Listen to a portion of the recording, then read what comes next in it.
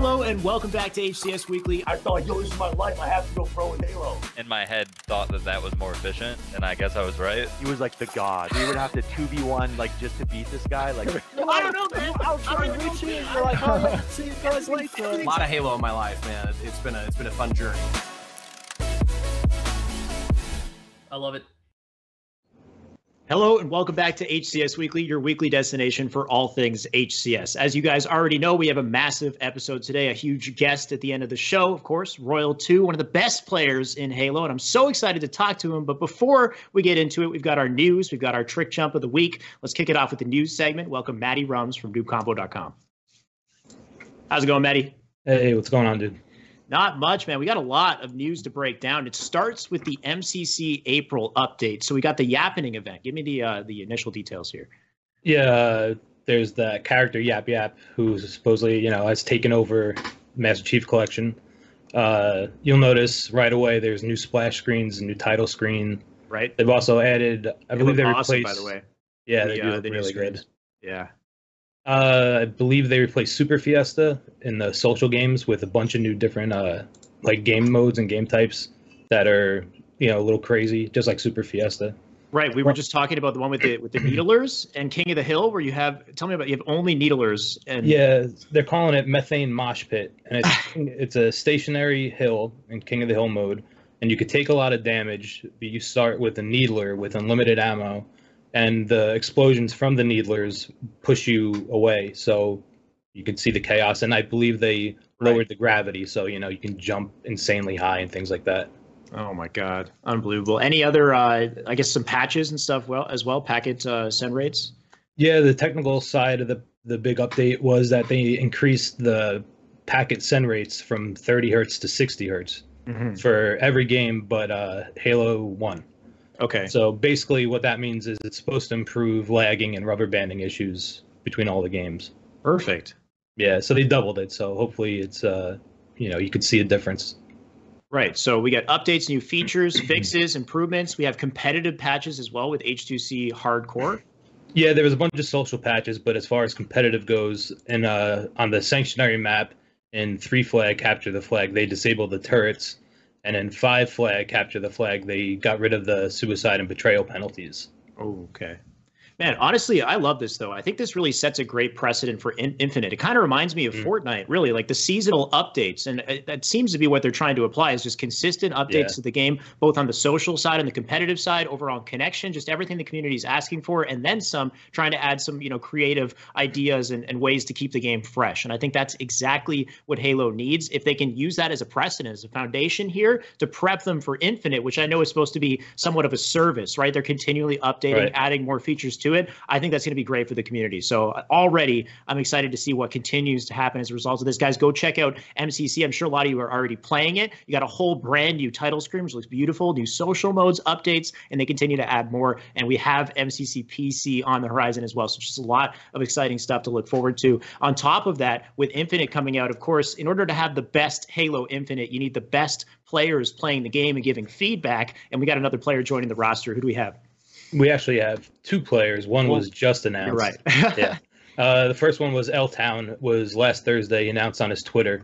If you don't know L-Town, he is most known for his Team Allegiance run in Halo 5. They got second place in the 2016 World Championships. So you should know who he is if you've been watching. The second member was just announced. It's Baby J.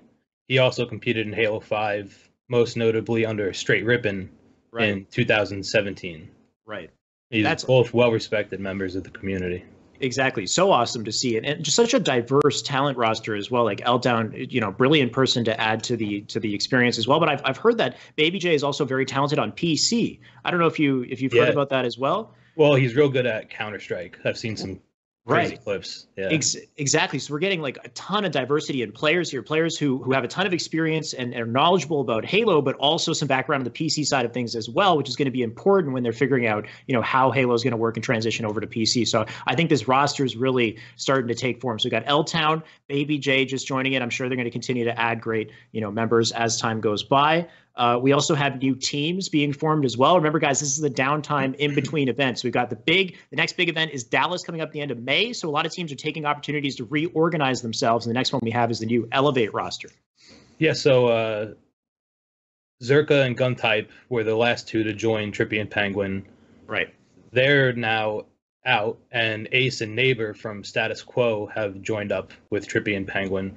They played in the DreamHack qualifier on Saturday, and they placed 3rd, 4th, so not too bad. I don't know if Status Quo is ever coming back.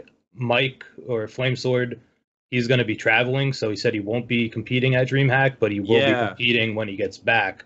So I don't know if Status Quo is finished for good or what. But there hasn't been an official announcement of this roster by Elevate, but it was on Trippy and Ace's stream. They registered in the qualifier as Elevate, so yeah, one could think that this is the new squad. Yeah, I mean, definitely a very talented squad if that takes form. Interesting post by Flamesword. I guess the man's vacationing. I saw the post. I connected to me to Instagram, and he's like, "I'm going on vacation, guys. So maybe I'll see you soon in the future." So hopefully Flamesword comes back. Obviously, a massive personality in Halo, and we'd love to see him continue to compete. But he'll be taking a break for now. And that's not the only roster that we have forming. HCS earlier, I guess last week, posted some like intel where they had a potential team coming up for Dallas. I think, Tony, you've got a little video in the background for that. And Matty, you can let me know what that team is. Oh, yeah. So they were registered as Inconceivable number 1. Mm-hmm. And it was Boo Boo Doo Boo, Falcated, Sabinator, and Shotzi. Oh, no. Here we go. Yep. This is the Young God Squad. Yeah, so it seems like Shotzi will be competing at DreamHack. You know, I guess he's just doing whatever he wants until he's able to compete in Call of Duty. Right. They finished 17th through 32nd in the tournament, but I don't know how long they've been competing as a 4, but we'll see what happens. Right. Shotzi, promising squad.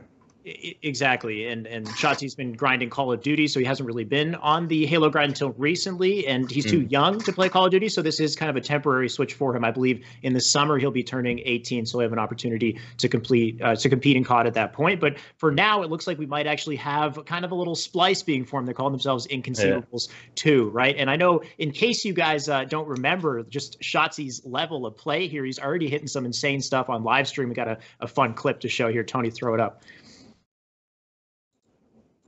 All right. It'll be up in 1 second, guys. Tony's getting it. There we go.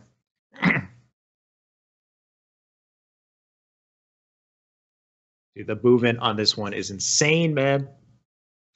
Between S1 and S2.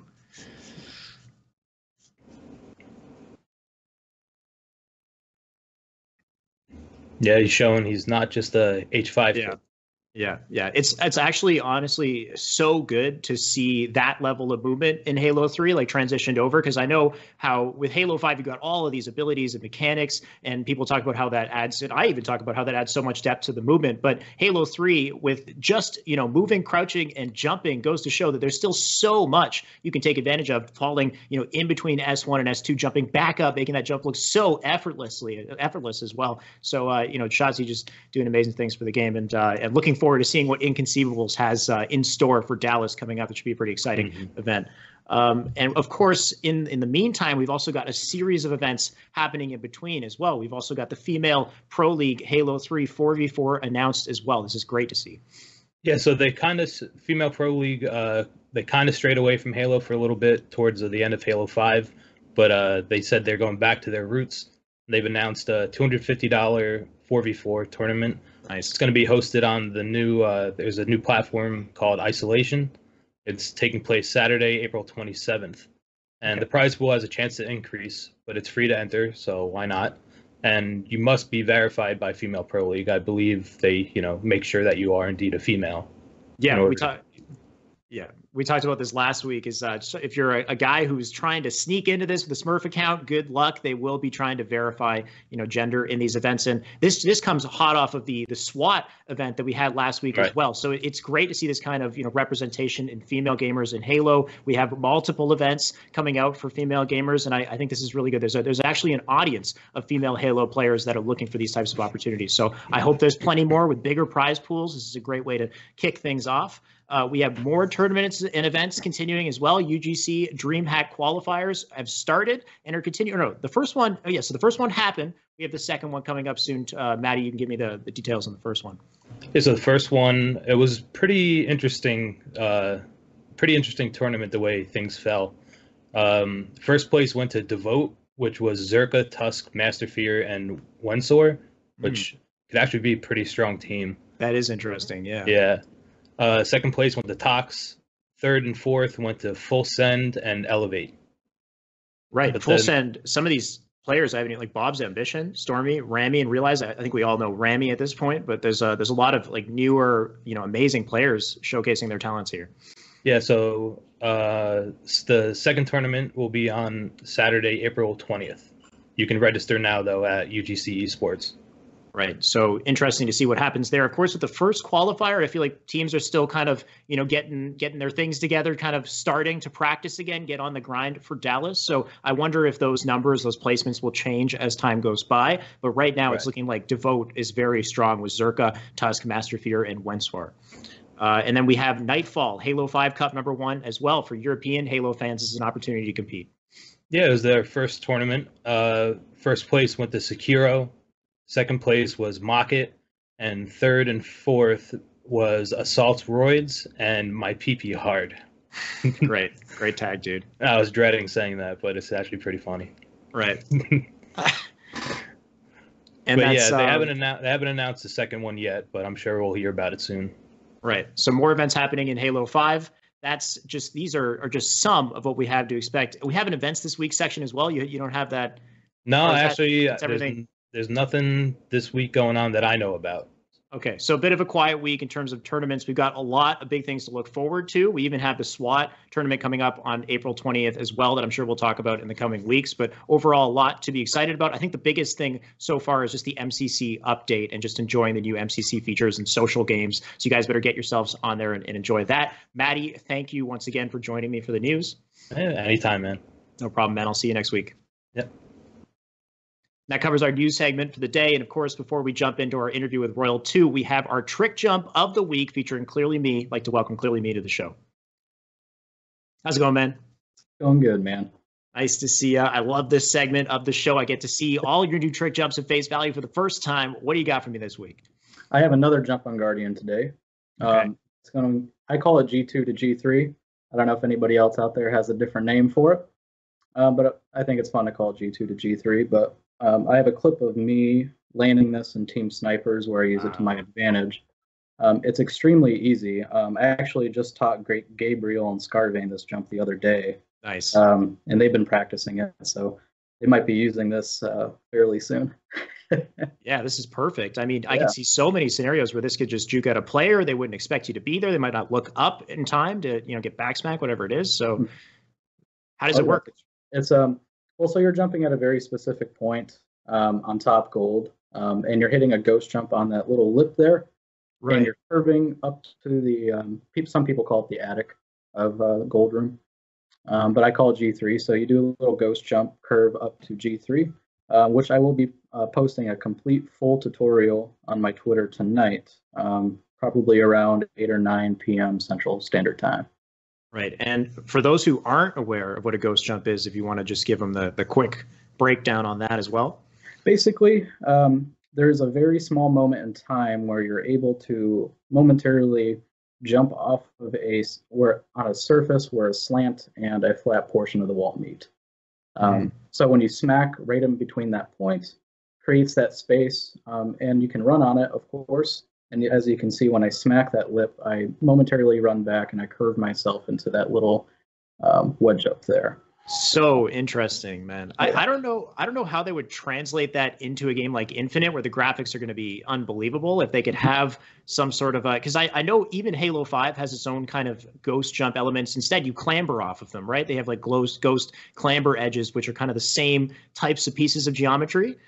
Coming together in a vertex. So yeah, it's interesting to see how it's kind of evolved. I wonder if Infinite's going to have something like that as well, because this is where you get that added level of depth in those Halo 3 mechanics with ghost jumps, edge ghosting, ramp jumps.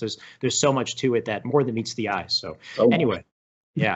And if you guys, of course, if you want more details on that jump, you can follow at MCC Trick Jumps on Twitter. And like ClearlyMe said, he's got a YouTube associated. He's got a Discord associated with that as well. You can keep the conversation going, and you can put the Discord in the chat as well, and get people joining your Discord and talking about trick jumps. It's a whole other community for Halo, guys. You better check it out. But yeah, thank you so much, Clearly, for joining me once again on the show. Oh, man, thank you. I look forward to it. No problem. I'll see you again next week. Hey, you too, man. And that closes our little quick trick jump with ClearlyMe. So Tony has informed me that we have a quick break before we jump right into our interview with Royal 2. So wait just a second, guys. We'll be right back.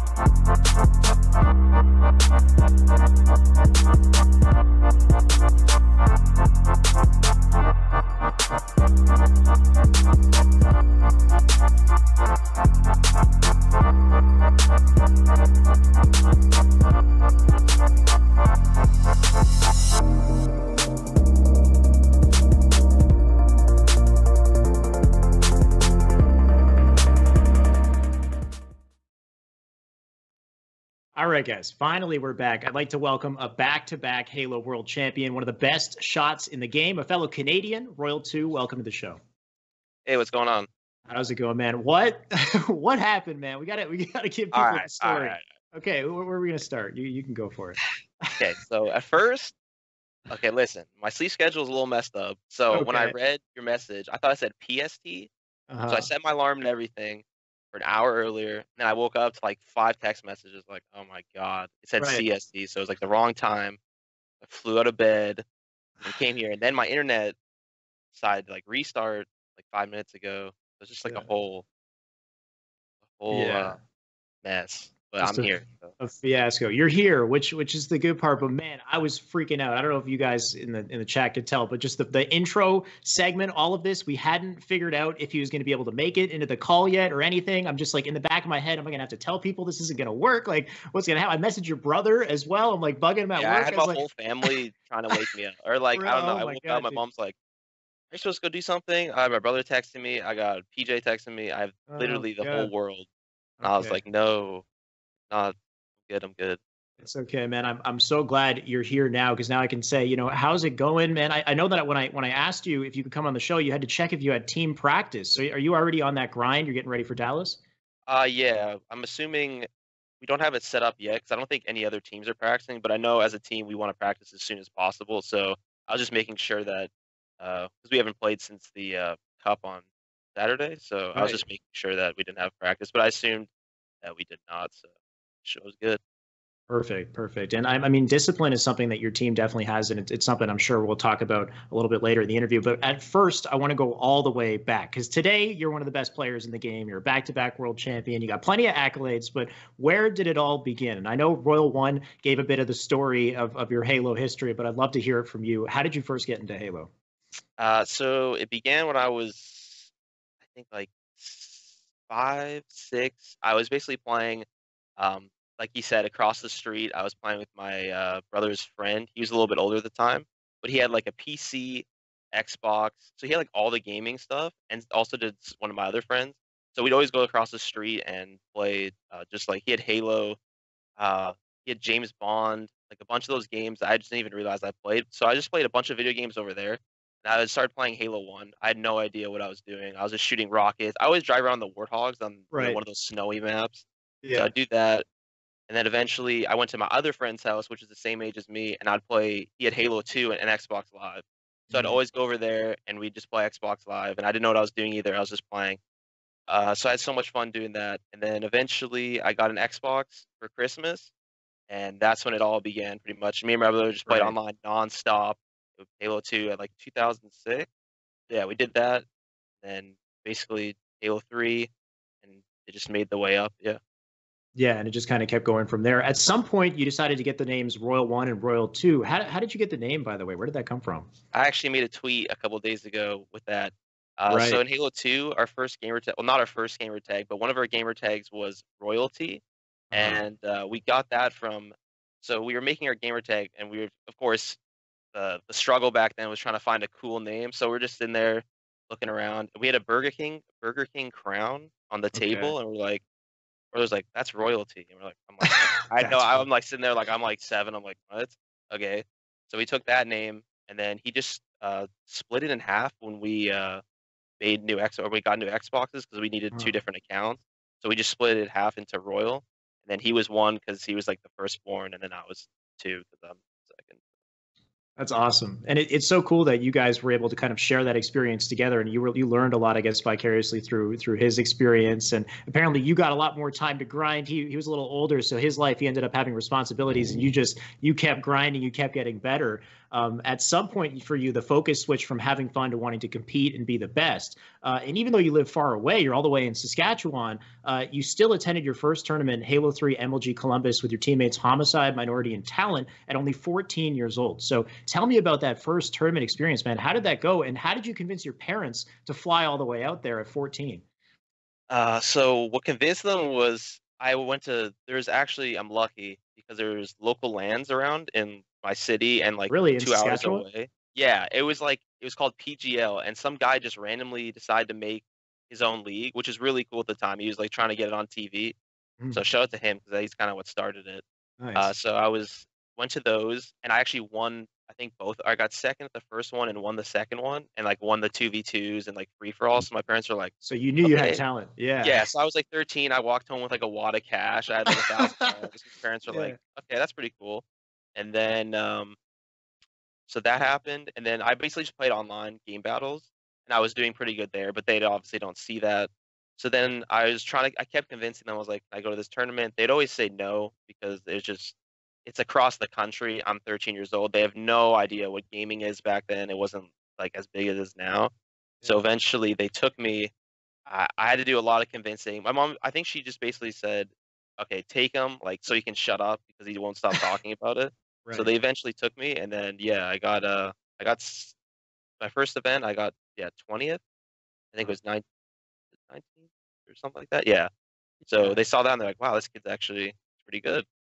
Yeah. And yeah, It continued to improve. Like you got 15th on your second event as yeah, I got well. 20th, then 15th, and the two Yeah. Halo 3 events I went to. Yeah. Right, exactly. So, and I mean, I asked Royal One about this a bit, and he said you guys just have like nothing to do in Saskatchewan. But like, how are you so good? Is what I wanted to know because you're the most successful Canadian player, and you're so far away from where all the action is. Literally in the Royal One interview, I had like a map of Canada, and I showed like where Saskatchewan was relative to like all the action. You guys are just kind of away from it. So I guess there's a bit of a local scene, but is it all just like online play? Is that where you're getting all your skill? Yeah, it has to be all online play because besides like the locals, which actually were pretty good, but they don't exist anymore. It was basically just me playing online. I don't know where I got my skill from, but I guess it's just because I didn't stop playing my whole Right. childhood. Ever since I started playing, that's all I did. I played sports and stuff, but as soon as I got home from sports or school, it was just like strictly Halo. So I was playing nonstop. Right. And that's actually one of the biggest things nowadays, too, is a lot of the best players in the world, they started from a very early age and they kept playing. You say really 5 or 6 or something, right? So your hands are barely big enough for the controller. You're already like grinding and getting good at the game. In 2011 came Halo Reach, and this was a monumental year in your career. It started with a bit of shifting around. You kicked things off as a member of Swagger Like Us with Arcanum, Dursky, and Thrust, where you placed 7th at MLG Dallas 2011, 9th at MLG Columbus. Then you moved to Quantic Fallen with Arcanum, Break, and Goofy, placing 13th. MLG Anaheim 2011, 13th again, MLG Raleigh 2011, and then you joined Warriors. And this is where things started to change dramatically, competing with Clutch, Dursky, and your first ever event with Snakebite, placing 3rd at MLG Orlando 2011, 2nd at Providence 2011, and 1st place as a member of Status Quo for the Winter Championship 2012. So a legendary duo was beginning to form here. This is akin to the likes of the Ogre Twins and Roy Box. It's the Royal 2 and Snakebite duo. Man, how did you first meet Snakebite? And just tell me about this experience at MLG Orlando. Did you guys know early on that you're going to be going places together? And I think Tony, he's going to throw up some old footage and stuff while you chat. Honestly, I knew nothing about like PJ Snakebite. He didn't really know anything about me either. I know I played him, I think, once at a previous tournament. So we really had nothing to know of each other. But I was teaming with in like Clutch at the time. So he tried convincing Snakebite or PJ to team with me because he had no idea. So he's like, "Come on, he's really good. Like, let's just pick him up. Let's try it." So we ended up teaming, and yeah, I guess that's kind of what started it. I had no idea what we had placed either, but I knew Snakebite was getting 5th at the time on Warriors. Like he was placing top 8 consistently, so I knew they'd be good, and I know Dursky was doing the same. So we just combined, and yeah, it ended up turning out pretty good. Right. And I remember you brought up Clutch there, and I saw a tweet with Clutch kind of like it was like a joke, but like he was holding you like a baby with like with a bottle. He kind of that was a picture of PJ too. That's the funny part. Oh, really? It was actually PJ holding like his nephew. Oh, yeah. And he just kind of slapped his face. Yeah, so he cropped. Yeah. So I guess Clutch wants to take a lot of the clout for it. Is that? Oh, he always says, I don't know. He always says, "I made you." I'm like, all right, man. I'll let you have your glory. Right. I mean, if you can't get the victory yourself, then hopefully you can, help somebody else. No shots to Clutch. But did it like instantly click with you and Snakebite then at that first event when you got 3rd? You were like, damn, like I got to keep teaming with this guy. Or honestly, I don't think it. Like I guess it did because I just knew how good both of us were. Like we could just tell we were like just I don't know, our skill level was extremely high because I was still figuring out how good I was back then. Because I mean, I haven't won or I wasn't getting top 3, you know, because of the placings. I was getting like 8, 9th or whatever. So Yeah. after that event, we're like, okay. And then I don't think after even the second we got 3rd again, correct? Yeah. We didn't know either. But I think when we made the move to status quo, Mhm. when we departed from Dursky and Clutch, when we went to with Flame Sword and Enable, that's when I think we wanted to just we could tell that we were really good together and we could some damage. Right, right. And I mean, I was reading up on some trivia about the two of you, and apparently you have never placed outside of top 3 in Atlanta except for one event, Iron Games Atlanta in 2015. Is that true? Yes, that's true. Like, that's There was literally one crazy. event. It was a rough event, but yeah. Right. It's like, is there something that you would say, like, what is it about the two of you that makes you so strong as a duo, do you think? I think it's just like our mindset and just the way we are. 'Cause we're both pretty calm. We don't freak out. And I think we just have like the same goals and like mind. We always think about the same stuff. Like whenever we talk about stuff, it's Right. usually he has the same like not morals, but just everything we go by is pretty much the same. So when we practice, we do the same stuff. Um, when he says the same thing. I don't know. We just have the same mind. I think that's exactly what it is. We just have the same goals and the same mind of what we want to do in the game and out of the game. Right. That's huge. And that actually that kind of matches like Ogre twins, like brothers in a way. They kind of think, process things in the Yeah. same way. So kind of naturally, I guess that just happened. Do you find that you're ever rivals? Like I know Roy and Lunch bicker constantly. Do you ever get in that kind of situation? Uh, yeah, not as much as them. I feel like the Roy and Lunchbox is funny because they just want to like do it because they're brothers, and I Right. love doing it. Right. We do Right. like not as much, but we do it sometimes. I think it's just because we're so competitive. Like if we lose and we like in a scrim, if we lose a game and he wants to like correct me or something, like I don't like being corrected. So Right. if he says something, like I'll be upset. Well, not upset, but like it gets like heated for like a minute. But after that, it's not really Yeah. that bad. So, It's all love in the end yeah. of the day. Yeah, yeah. So I'm gonna fast forward a bit just because I have so many questions. But when Halo 5 came into the picture, the dominance really started to take form. So you stuck with pretty much the same squad throughout. You had Ogre 2 at the very beginning, but it was basically Snakebite, Frosty, Lethal, winning nearly every single LAN event between 2016 and 2018, along with 2 world championships back to back under the label of CLG and Optic Gaming. Man, first off, what is it like winning a $2.5 million like world championship?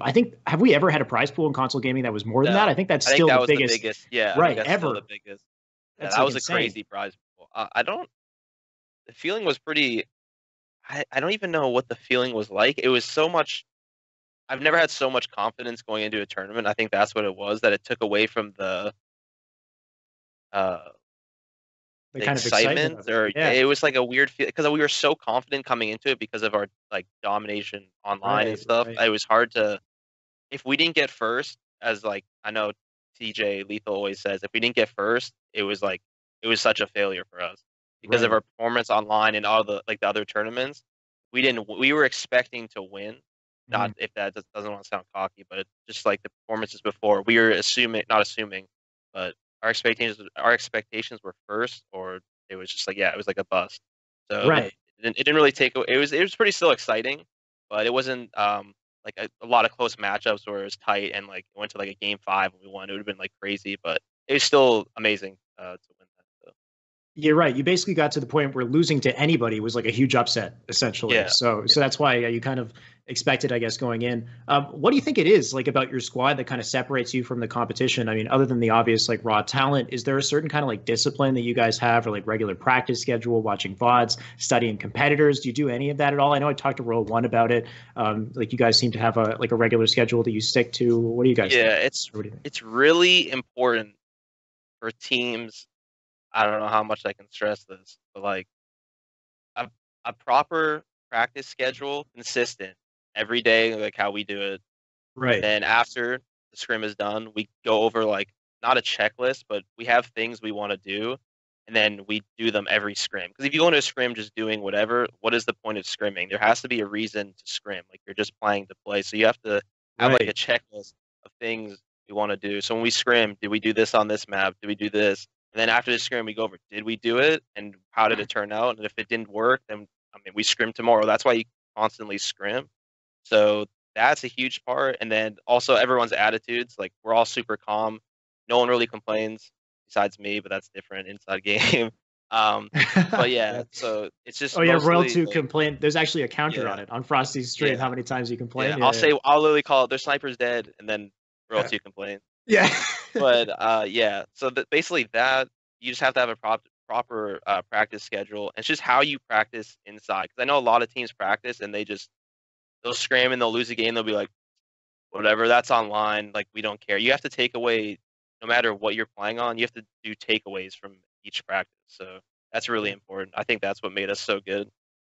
Right. So I like that. Like instead of just like, yeah, of course you want to win, but there are like specific goals that you need to accomplish. Winning is what you want, but they're like in order you have to basically. I'm wondering who's spearheading that though. I think like is it Snakebite who kind of is saying like, okay, these are the goals we want to accomplish before we go into a game. Yeah. Did we meet those goals? And what do we have to do better next time? Because I feel like this is such PJ a great is really good. Like we don't really have like a leader, like a captain, but I guess he is, as in like he's always just like after every scrim he's really good at talking about what we need to do, right, like what we did wrong or what we did good, and he's usually the one that keeps track on that stuff. We always just like listen, like he'll say it and then we'll give off whatever he says we'll like respond with. So after every scrim he's always like, did we do this on this map?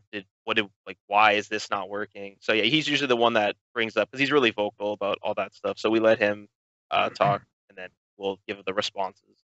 Right, which is huge because you're in a constant state of learning and improving. Even when you're winning, it's not like you win and you just throw the game out. It's like, oh, we won, we're good, we figured it out. It's like, no, what did we do wrong? Like I remember there was a game that you guys won, and it's like a hilarious tweet now. It's where with Lethal, where he's like, okay, like they won the game, but Snakebite's like, we can't just give up the railgun or whatever it was. Lethal's like, that happens all the time. It's like we used to even win scrims like 13-0 or 11-0 or whatever it was, and we were just like it doesn't matter. Why did they get that flag cap? Like if we're not winning 3-0 in like 2 minutes, then there's something's happening. So we usually, I guess it's a little bit harder when you're winning that many games, but definitely if we win a game, by no means is it like that's acceptable to not talk about anything else. We win all the time, like scrims and stuff, and it's always just going over stuff because there's a lot you can take away just because you win. Right. That's so important that you're always learning, even when you're winning. You don't just throw out those games. Like there's so much to get through to be perfect. Let's say if that was the ultimate goal. How do you play perfect Halo? And of course, along the way, you continue to showcase your talent as a Halo 5 player. You were hitting insane clips like these. Tony, we got a couple clips. Some of your favorite ones with the sniper and the Magnum. Love the snipe. No, this is Halo 3. There you go. I'm going to show the cave. Last in the window. He did. I'll see you. There's one cave. There's one cave. Got one. Got two. I got holy shit! I think that's what I said. Where's the last one? You said holy shit. I'm gonna show the cave. Last in the window. Yeah. I was gonna show the second one and then we'll talk about them. But I love that Ninja's in this clip too. Oh, I know. I wanted to tweet at him actually. I think I tweeted this clip and I wanted to tag him, but I was like, nah, he's too big. He's too popular now. I can't do that. Yeah, and then we have the Magnum one as well. Tony, if you can throw that up. Barrels, Devin. These are old ones. I'm sure you. Yeah, these are like. Yeah, that's like 2 years ago. Still got an AR. Yeah. Yeah. Basement killed me. Snipe absolutely falcated. Carbine behind you. I love the perfect metal. So sick. Oh my god, man. The weight on that last shot was sick too. Holy fucking shit. shit. Absolutely destroyed. Now they're over. Like freaking. That's what I said too. Yeah. So man, not only are you hitting great clips, but you actually got an award for this. You had like the best Magnum shot in the game. I think that was the award that you got. So like, do you have tips for viewers or me or anybody? Like, what kind of sense are you rocking? Like, what would you say about like shooting better in Halo? I think I want to make a video on this. You got to do it, man. Yeah, I really want to make a video. I feel like a lot of people want to know, or just like in general, anyone that plays like console games. So, any tips I could give? I feel like one, try to find a sensitivity that's comfortable for you. Because honestly, actually, you should. What I do in other games is like you go to all the pros. You can see all pros' sensitivity. So try to go to theirs and see what they play on, and that should be your range of what you play on. Start from in that area. Like, don't go some crazy 10 cents because I don't know, you think you're crazy or something. Start like from 3 to 4 to 5 in that area, and I think just find what's comfortable for you. Because there's different play styles for different people. So some people like to, fly in and just like in Halo 5 like to go, soar around and they need like a faster sense or something. But I think a tip for probably aiming, I need to make a video, but I think the best way is just like there's different ways you can actually use the joystick. I think people don't understand that you can put your thumb on different parts of the joystick, and it depends. You're saying this right now. And this changes how you aim. So this is why I want to make a video. There's a lot of ways you can, like, if you watch, I don't know, I like study the way people aim, and there's just like, some people aim like twitchy, like APG has like a twitchy like shot kind of, and there's just the way they hold the controller and the way their thumb is on the controller. So you can alter the way you aim by changing the way your thumb is on the controller. So that's just like I think a tip, kind of vague, but that is a tip to help you discover what kind of aim you want. That's actually huge, man. No, because it's something that I've tried to talk about in my videos as well. And you're right. Depending on the part of your thumb that you're using on that right stick, if it's closer to you literally take out the controller right now. And you can like I have a controller. Yeah. And like if you could put your see this thumb, you could like put your thumb like this. Like an idiot. You see, like it's all like. But if you just do like a little bit of thumb, there's like a little bit of movement. If you do a lot of thumb, it's like blocky because you don't have it. Like I don't know. I have to make like a full video, but. Yeah, that's pretty much like the gist of it. You're totally right. I find with when you're closer to the top there, you can do really fine tuning, like precise flicks, like little tiny flicks with the tip. Yeah. So I would love to see your opinions on that. You should definitely make a video. People are going to check it out. And that's something that nobody talks about, dude. Just the way that they hold controllers. I've watched Snipe Down and like I look at their hands and see what they do. I mean, some people might not know because I guess like some people don't know what they just put their thumb on the joystick. But sure. I mean, I think I do the same. But there's also like. I think over the years I've got like more, not paranoid, but like I like pay attention to how my like I never thought about, but I was like, wow, my thumb sits in a certain spot, and why does it sit like that, and why do I like aim the way I aim? I kind of been like analyzing stuff like that. If you think about it, it's kind of like form holding like a tennis racket or something. And you should always also think about whether or not that form is sacrificed as well. Like that position on like your thumb on the stick, does it ever slip off? Like, do you ever lose that form at a certain point in a battle? Like these are all things that you can think of as well. But yeah, man, I would love to see that. So your team overall, you guys are so dominant. People basically saw you as the new final boss this generation. It seemed like nobody could take you down, but then at some point, this real competition came along in the form of Splice. So what would you say it was about Splice that made them so tough towards the end of Halo 5? I think it was just it had to be their play style. I mean, they all had like really good skill, so it was like no one on their team was like lacking or anything. So they didn't have like a weak link that was that couldn't like hang individually. So they're all equally like skilled as us or as like the other teams. And then I think it was just their play style. They played this since it's been 3 years. They all like kind of figured out. They're like, all right, this is the most. They played like a really selfless play style where it's just constantly. I think their goal was to basically die in their bait or past their half of their side. So you respawn, sprint, thrust slide, get there in 2 seconds. So I think that was their goal. I'm pretty sure it was just to constantly put pressure and just die on their side of the map or on your side of the map. So I think that's what they're so good at. And obviously they're just really talented. So it went hand in hand. Right. Yeah. I think the word Royal One used was suffocating the enemy team. So they basically just fly at you so fast and they know they can spawn and come right back at you that as long as they die on your half of the map, then before you get to their half of the map, they're already. Yeah. It's just they put constant pressure is what they were doing. They would just constantly be in your face and making it like really hectic and stuff for you when you're in your base. Yeah. Interesting. So overall, Halo 5 did come to a close. And looking back on it, what do you think of the game? Like looking back on it now.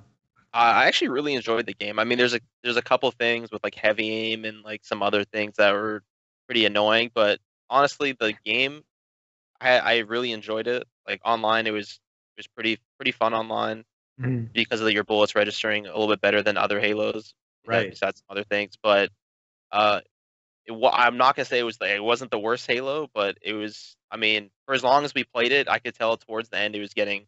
Yeah, people were probably getting like tired of the game, but I feel like for the first couple of years, it was a solid Halo. I enjoyed it, and it wasn't one of the worst Halos. So it was fun. Yeah, it seems to suffer from, what a lot of games suffer now is just kind of not being updated quickly enough, not kind of keeping up with what the fans are looking for. So, I mean, the initial, what the game looked like at launch and what it looks like today is night and day. It's totally different. Yeah. So, I mean, if it launched in the state it was in now, then, maybe it would have been a little different.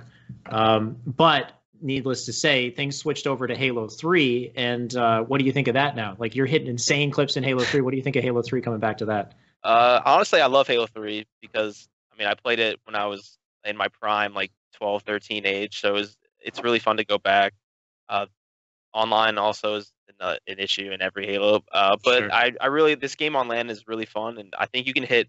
I just love the simplicity of the game. You can do crazy movement, but not like with the thrusting and clambering mechanic. So it's like a nice standard movement, but you can make nice plays with the standard movement. And also, like, sniping is not as easy as in like Halo 5. So hitting snipes is it just feels like a lot rewarding. So I like that. Yeah. And speaking of nice plays, Tony, can you show that one clip I wanted to show real quick? There we are. There's something that you do in this clip that I wanted to talk about as well. You keep doing. I missed the over. Yeah, I think I've gone insane, so I'm not sure what that is. But, like, yeah, something happened to me. I'm not sure if our audio's coming through, Tony, but what the heck is the claw thing? I don't know. I don't know. It just something happened. Like, this is what happens when you didn't go to the first event. You turn to a streamer. Your hand starts doing things. Like, I don't know. I started. I don't know. I'm fist fighting the air. Listen, I went off. Yeah, I don't know. I went off my rocker. Like, I didn't go to. I skipped one tournament and I turned into a different human being. So I don't know what that is. I think it's just whenever I miss a clip or something, my hand goes in the air. I guess that's my new thing. No, but I love it though, because then it shows personality. Like, even that one back, it's in your highlights, and hopefully you guys got to watch the highlights in the beginning of the show. But you hit that backspack on the guy who just picked up OS, and you stood up, and you're like, "I'm over the monitor." Oh yeah. I was like, "This guy, oh my god." That was good, man. But that's like what we need. We need that kind of, personality in events. And thankfully we're getting a lot more personality in events these days as well. Like, you didn't get a chance to compete in St. Louis, but your first and only event so far was the HCS Invitational. This is a very different event. You got a close second. I remember I was talking to you guys afterwards, and you said, well, the event was great. It was a bit of a challenge as a competitor. Can you tell me a bit of what you thought about the HCS Invitational? It was kind of a different event because you didn't play as much. Obviously, there's only 6 teams. Yeah. And we played, I think, one match Friday, didn't play at all on Saturday, and then played our last 2 matches Sunday. So it was a different like layout. The competition, it was a little also because there's 6 teams, so you're playing the good teams. We had a bye, so we had to play a good team right off the bat. So that's also, it was a lot more challenging because you just have to get right in the tournament. Usually in tournaments you get like the group plays where you play like an amateur team or someone first, so you kind of get to like warm up and feel how you're gonna do like on that day. So for me, I was like, okay, it's my first tournament, first time Halo 3 on MCC on land, and I have to play like a good team like right off the bat. I was like, this is interesting, but luckily it went good. So, but yeah, all the teams there, they're all like we're all pretty close. I mean, as you saw, like the GMS 50-49 game 5. My God. Yeah, so everyone, pretty much like the top 4 teams were just super close, and it was actually like a super competitive event. Yeah, and no discredit to Reciprocity, who played like insane the entire event as well. It's going to be interesting to see what happens in Dallas though, because now you're coming in, you're practiced, and it's a regular, like it's a full tournament, so you get that time, you get the pools play and everything to warm yourself up and make sure you're at your best coming into Dallas. This one's going to be intense. Really curious to see how that goes. As far as like the invitational, the side events, like HCS is applying this whole grassroots initiative recently. We got like the BTB showcase, Night Down versus Lethal. We had unique interviews, Chubby Bunny, stuff like that. What do you think of the new like grassroots approach to Halo these days? I like that, actually. That was really, it made the viewers look forward to something else besides the tournament. Maybe bring in other people that don't want to watch the competitive side. I think we should start doing more show matches or like kind of those like BTB, just random settings. That was actually interesting. I never thought I would enjoy that, but I was watching, I was like, that actually brings like a fun side. So if maybe on one of the days we do like a sticky only like pro match or something, like I think that would be really cool to watch. Sticky only Halo 3 pro match on Heretic sounds freaking amazing with like nothing but insta explodes while she would have a field day commentating that. That's get him in. Yeah. I'd like to see you and Snakebite versus Roy and Lunchbox as well. The battle of the duos. I think that would be make it happen. Cool, I love some cool little I love some dudes.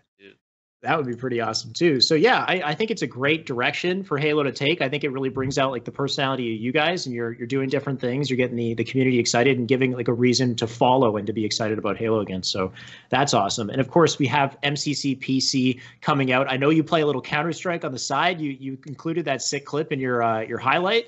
If it goes over to PC and we have like crossplay, are you going to go to mouse and keyboard? What do you think you're going to do? That's a tough question. Because I'm pretty you're good already so good. Keyboard. Yeah. With I play like multiple games, but that's a tough one because Halo. I'm so used to controller that I feel like I'd be better in Halo with a controller. But unless like the mouse and keyboard prove to be superior, then I'd probably stick with the controller. But yeah, that's actually interesting. I'd probably try both just to see maybe I'm better on the mouse and keyboard. But it honestly depends what competitive Halo would be on. Cause I'm not sure what route they're going down, maybe controller, or maybe it's both. Right. I don't know. But yeah, I think I'd have to test out which one I'd like more.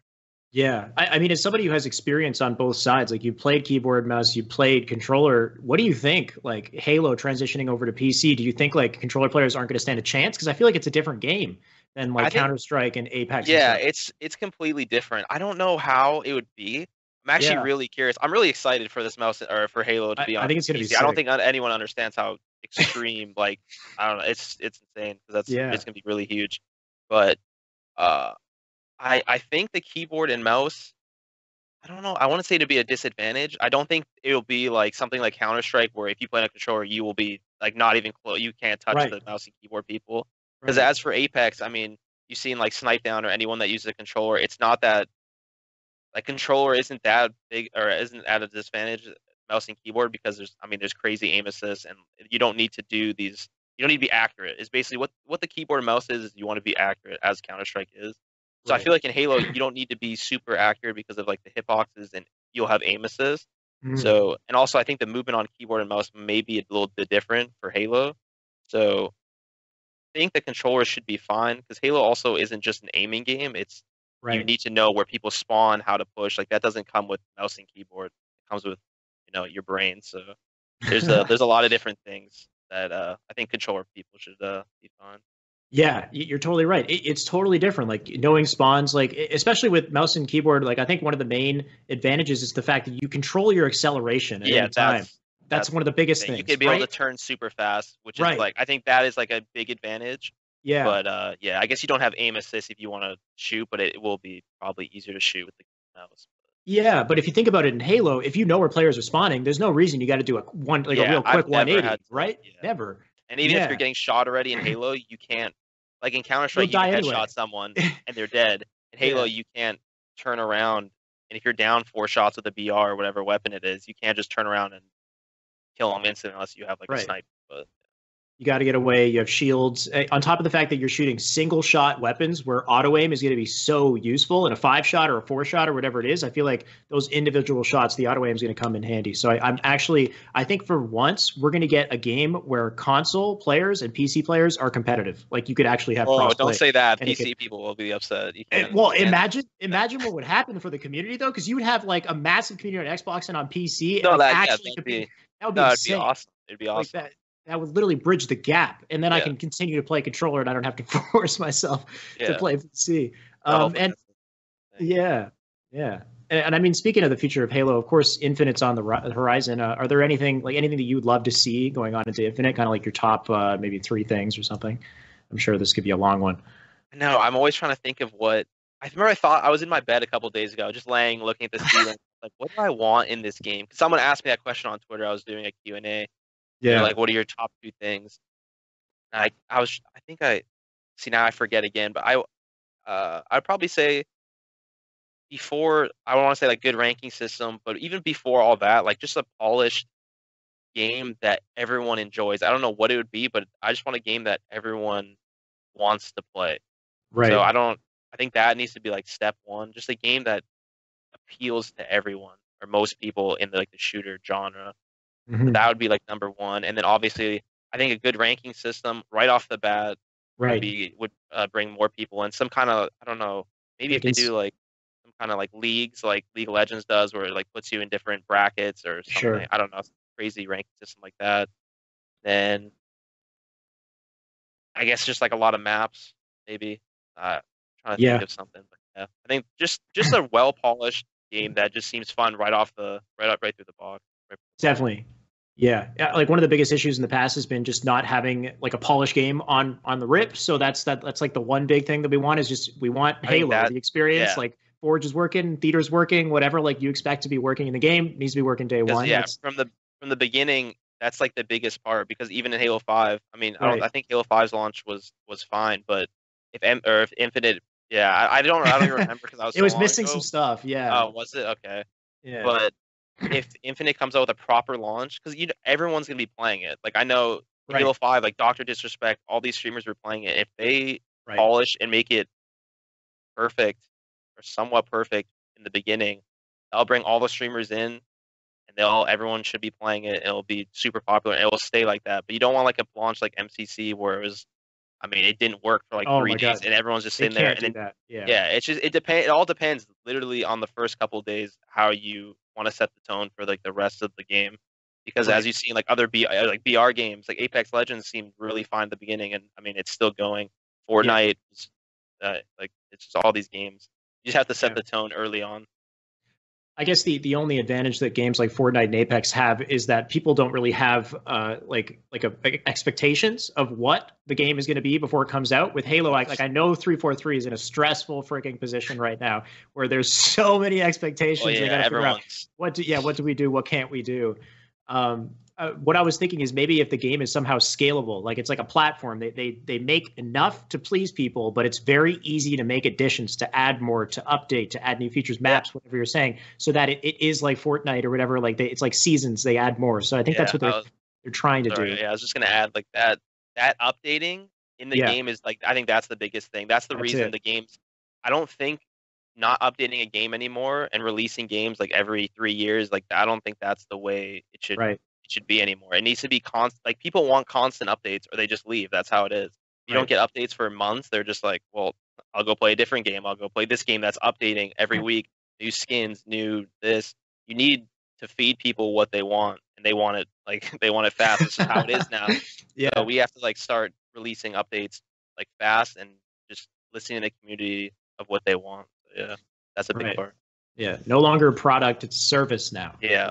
Right, it's a dedicated service. And speaking of Q&A, we have a Q&A today. So anybody in the chat who has questions for Royal 2, ask your questions now. We're going to run through a couple questions in the chat and see what people are saying, see what people want you to reveal, I guess. We have Oski here with Royal 2. Excluding your Talks teammates, which Halo player do you have the most respect for?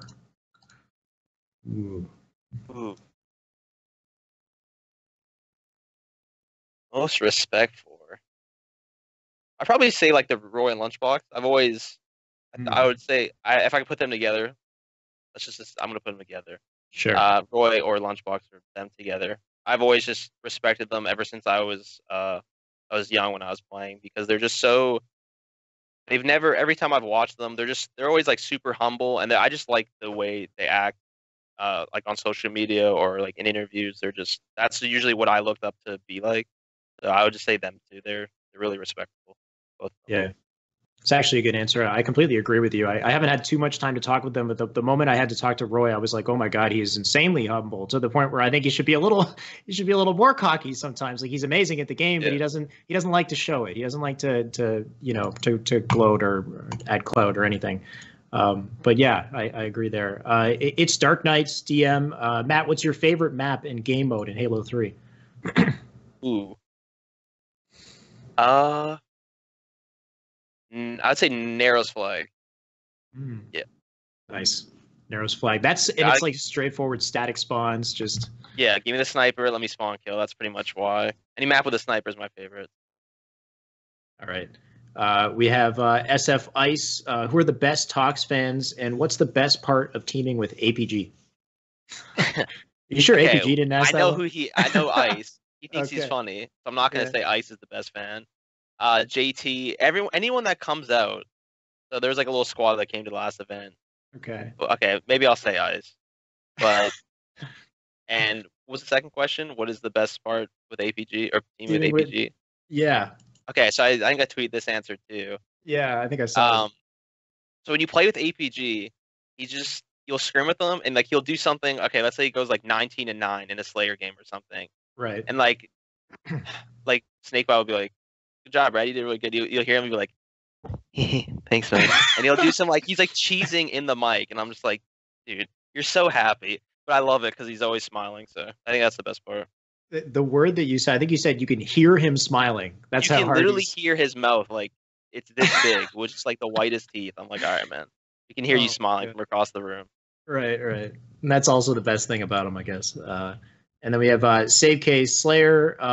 What was it Devote did that worked against you guys over the weekend?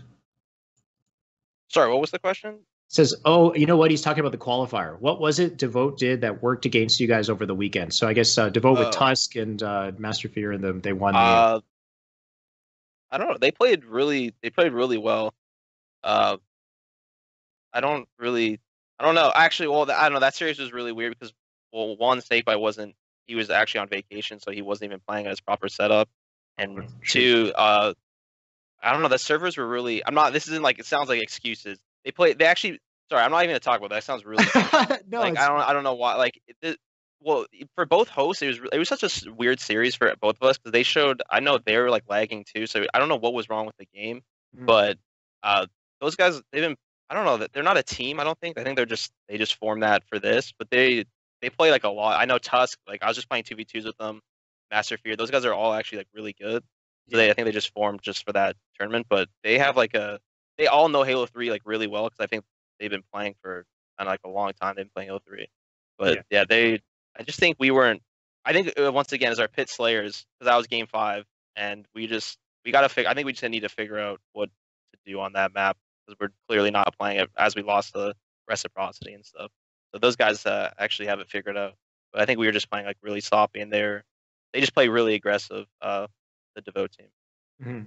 So definitely very talented. In the end of the day, it's going to come down to the LAN anyway. So we'll see what happens when Dallas comes around. If these guys stick together and could be a force to be reckoned with coming up in the event. We've got Avocados here. What is your favorite org that you've competed under? Ooh. Oh, I think I've only been under 2 orgs. I think, or I guess 3. Counting that. I think I would say Optic just because of the fan base. Like the Optic fan base is, I don't know, those guys are something else. They're so supportive and like there's just so many of them. I don't know where they come from. They come from your like walls or something. They're just everywhere. Anywhere you go, they're there. So yeah, I think Optic was the best org just because of the fans strictly. They're amazing and they still are. They still support us even though we're not on Optic. Like I'll be streaming and people will come in. They'll be like, oh, like they'll say something about Optic or like how they're a fan of us in Optic. So yeah, I love the Optic fan.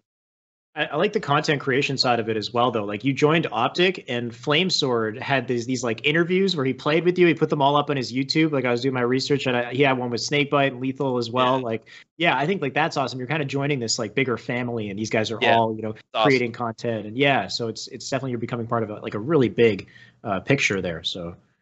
And then the last question here we have Jay runs the world. Who would win, Royal 1 or Royal 2? Really?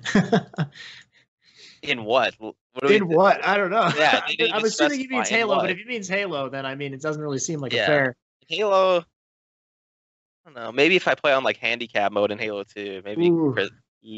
No, I think I'd win. Chris has like Royal 1 has like a mind block versus me.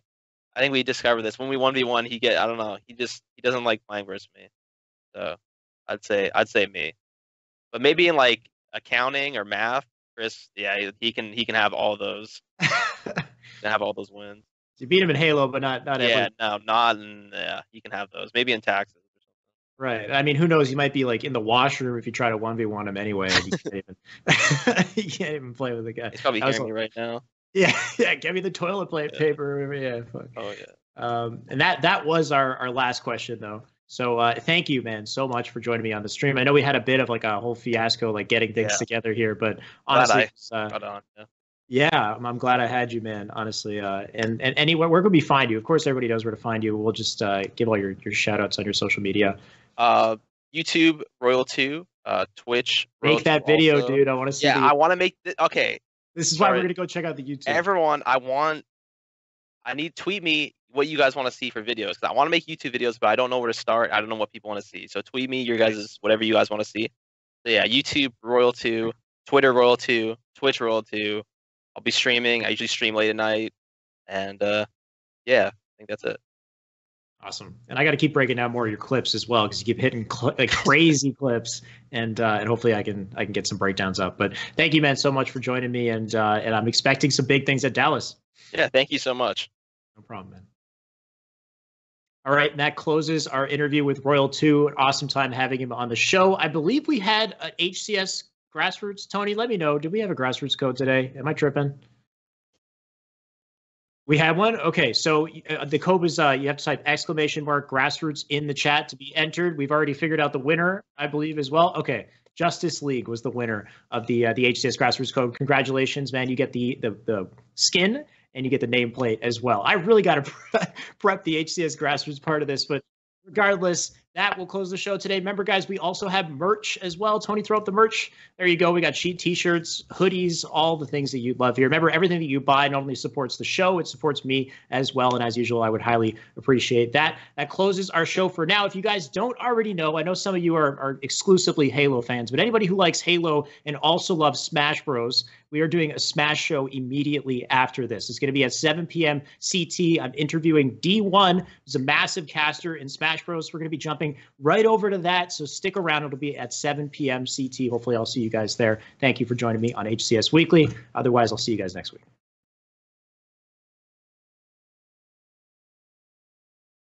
That's the question. I thought, yo, this is my life. I have to go pro in Halo. In my head, thought that was more efficient, and I guess I was right. He was like the god. We would have to 2v1 like just to beat this guy. Like I don't know, man. I was reaching and you're like, oh, let's see you guys later. A lot of Halo in my life, man. It's been a fun journey.